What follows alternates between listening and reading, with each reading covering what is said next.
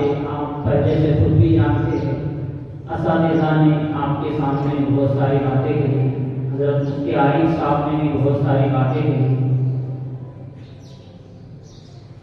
ہمیں اگر اپنی آخرت بنانا ہے تو ہمیں امت کا درد پیدا کرنا پڑے گا، اس کے بغیر ہم کامیاب نہیں ہو سکتے۔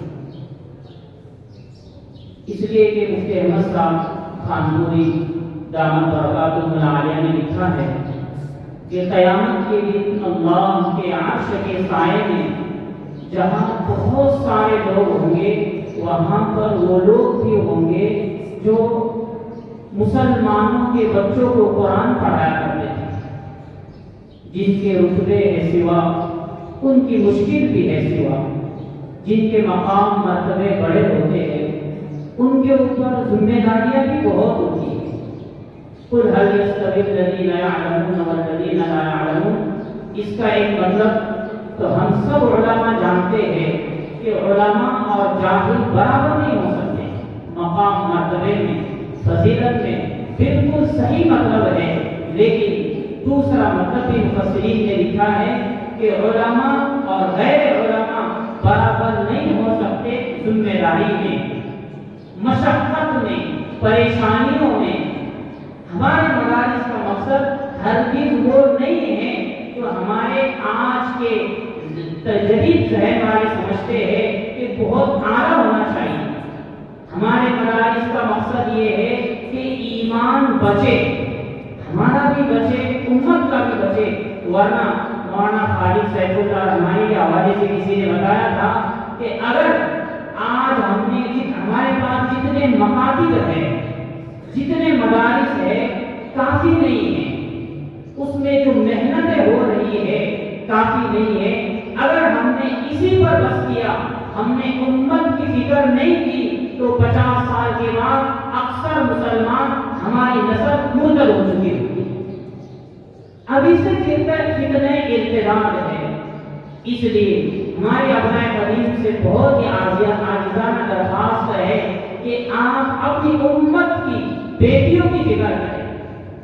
لڑکیوں کے مدارس قائم ہونے چاہیے، لڑکیوں کی تعلیم کا منظم نظام ہونا چاہیے، ورنہ ہم اپنی بیٹیوں کو ارتداد سے نہیں بچا سکتے۔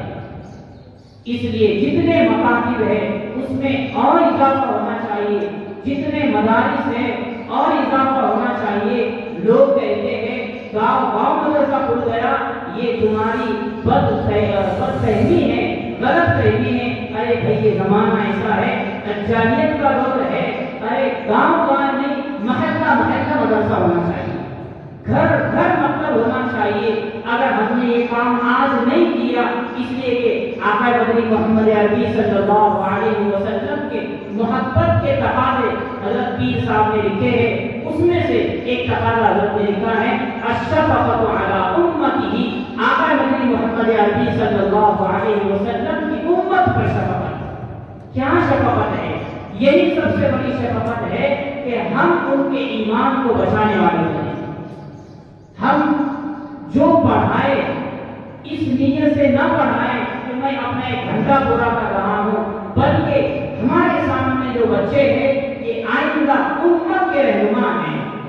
اگر ہم نے ان چھوٹے چھوٹے بچوں کو، چاہے وہ مدارس کے طلبا ہو یا مکاتب کے بچوں ہو یا ہمارے جو بھی ماتحت ہے، ہم نے یہ سمجھ کے چھوڑ دیا کہ 1 گھنٹہ ہم نے پڑھا دیا، اور ہم نے اگر ان کی فکر نہیں کی تو جس طرح وہ مقام کی ہے کہ ان بچوں کو پڑھانے والے اللہ کے عرش کے سائے میں ہوں گے، یہ بھی علماء نے لکھا ہے کہ ایسے علماء کو اللہ بخشے گا نہیں۔ اس لیے کہ یہ امت کی بہت بڑی امانت ہے۔ طلبا کو، چھوٹے بچوں کو چھوٹا سمجھ کر نہ چھوڑے، یہی تو ہماری نسل ہے، یہی تو ہمارے امت کے رہنما ہیں۔ آپ بھی چھوٹے تھے، مدرسے میں تھے، ابھی آپ ایک امت کے رہبر ہیں، بڑے بڑے عہدوں پر آپ حضرات میں سے بہت سارے فائز ہیں اور پورے گاؤں کے رہنمائی کر رہے ہیں۔ الشفقۃ علی امتہ، آقا نبی محمد عربی صلی اللہ علیہ وسلم سے محبت کا تقاضا یہ ہے کہ امت کی فکر کی جائے، ورنہ پھر اللہ تعالیٰ ہم علماء کو بخشے گا نہیں۔ قل هل يستوي الذين يعلمون والذين لا يعلمون، علماء اور غیر علماء برابر کی ذمہ داری میں، مشقت میں ایک وقت کی روٹی مل جائے، ہمارا کام چل جائے، کافی ہے، لیکن امت کے ایمان کو بچانا یہ ہمارے لیے بہت ضروری ہے۔ یہ جو چھوٹے چھوٹے بچے ہمارے سامنے آتے ہیں، ہم ان کو چھوٹا سمجھ کر نہ چھوڑے بلکہ ان کو بنانے کی فکر کریں۔ اگر ہم نے آج یہ نہیں کیا تو 50 سال کے بعد مولانا خالد صاحب اللہ کی بات ہم ذہن میں رکھیں۔ ایسا نہیں ہے کہ بھائی فتنے آئیں گے، اس کا یہ مطلب نہیں کہ ہمیں گھبرانا ہے، ہمیں مقابلہ کرنا ہے جتنی ہماری صلاحیت ہے۔ اگر ہم مکتب میں اچھے ہیں، ہم مکتب پر خوب محنت کریں، اگر ہم کسی اور شعبے میں ہیں اس کو مضبوط بنائیں، اس لیے کہ دین کا کوئی ایک شعبہ نہیں ہے، خیر کے جتنے کام ہیں سب دین کے کام ہیں۔ اس لیے ہمارے لیے ضروری ہے کہ ہم اپنے مکاتب کو اور پھیلائیں، اور ہمیں جو کام کرنا ہے وقت کے حالات کے اعتبار سے مثبت انداز میں۔ آپ جہاں منفی انداز میں کام کرنے جائیں گے تو آپ کا کام کیا پورا ہوگا، وہ کام بگڑ جائے گا، دوسرے کا نہیں بگڑے گا، ہمارا اپنا بگڑ جائے گا۔ اس لیے ہمیشہ یہ ذہن میں رہے کہ ہمیں اپنی آخرت بنانا ہے، ہمیں اللہ کو منہ دکھانا ہے۔ آج دنیا میں چاہے کتنا بھی شور کر دو اور کتنا بھی نام کر دو، کچھ نہیں ہونے والا اگر اللہ کی محبت کی نگاہ ہم پر نہیں ہے۔ اللہ کی محبت کی نگاہ اگر ہم اپنے لیے چاہتے ہیں تو آقا مدنی محمد عربی صلی اللہ علیہ وسلم کی امت پر شفقت کرنا ہوگی جیسی ہماری صلاحیت ہے۔ آخر میں بس ایک بات یہ کہوں گا کہ آقا نبی محمد عربی صلی اللہ علیہ وسلم کے جو محبت کے تقاضے ہیں اس میں اور بھی زیادہ اہم ہے الاجتناب عن المعاصی۔ ہم علماء اور حفاظ جتنے گناہوں سے بچیں گے عوام اتنی بنے گی۔ مفتی احمد صاحب نے ایک بات لکھی ہے، اس کی بات بیان کر کے میں اپنی بات ختم کر دوں گا۔ مفتی احمد صاحب خانپوری رحمۃ اللہ علیہ بہت بڑے عالم ہیں، فخر گجرات ہے۔ مفتی عارف صاحب جو آئے تھے انہی کے خلیفہ ہے۔ حضرت نے لکھا ہے کہ جہنم سے سب پناہ مانگتے ہیں، سب چاہتے ہیں کہ اللہ ہمیں جہنم کے عذاب سے بچا، لیکن جہنم خود ایک میدان سے پناہ مانگتی ہے، اس لیے کہ جہنم میں ایک میدان ہے، اس میدان سے جہنم پناہ مانگتی ہے، اے اللہ اس میدان کو تم نے کیوں پیدا کیا، میں پریشان ہوں اس سے۔ اور اسی پر بس نہیں، اس میدان میں مفتی احمد صاحب نے لکھا ہے، آپ مطالعہ کر لیجیے، اس میدان میں ایک کنواں ہے، اس کنویں سے وہ میدان بھی پناہ مانگتا ہے، جہنم بھی پناہ مانگتی ہے، دن میں 7 مرتبہ اے اللہ تو نے اس کنویں کو کیوں پیدا کر دیا۔ وہ میدان کہتا ہے میں بھی پریشان ہوں، جہنم کہتی ہے میں بھی پریشان ہوں، اور پھر آگے لکھتا ہے کہ اس کنویں میں ایک سانپ اللہ نے پیدا کیا ہے، اس سانپ سے وہ کنواں بھی پناہ مانگتا ہے، دن میں 7 مرتبہ وہ میدان بھی پناہ مانگتا ہے، اور خود جہنم بھی پناہ مانگتی ہے۔ اگلا جملہ کہتے ہوئے بڑا ڈر لگتا ہے کہ اس سانپ کو اللہ نے ان علماء اور حفاظ کے لیے پیدا کیا ہے جو گناہوں میں مبتلا رہتے ہیں۔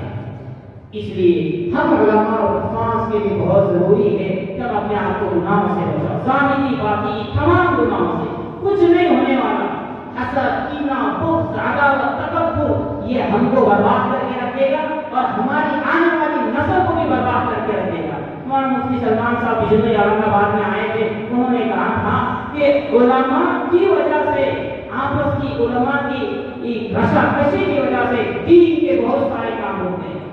اگر آج بھی ہم نے مکاتب کو مضبوط نہیں کیا، مدارس کو مضبوط نہیں کیا، اپنے آپ کو گناہوں سے نہیں بچایا، تو پھر ہم آقا مدنی محمد عربی صلی اللہ علیہ وسلم کے سامنے کیا وہ دکھائیں گے۔ اور ایک بات یہ لکھی ہے کہ آقا مدنی محمد عربی صلی اللہ علیہ وسلم پر درود کا اہتمام کرنا چاہیے۔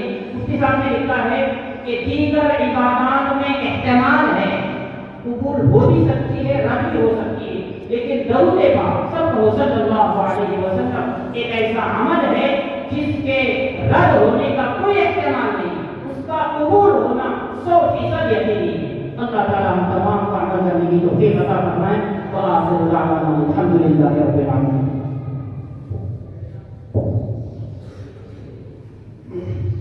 جزاکم اللہ۔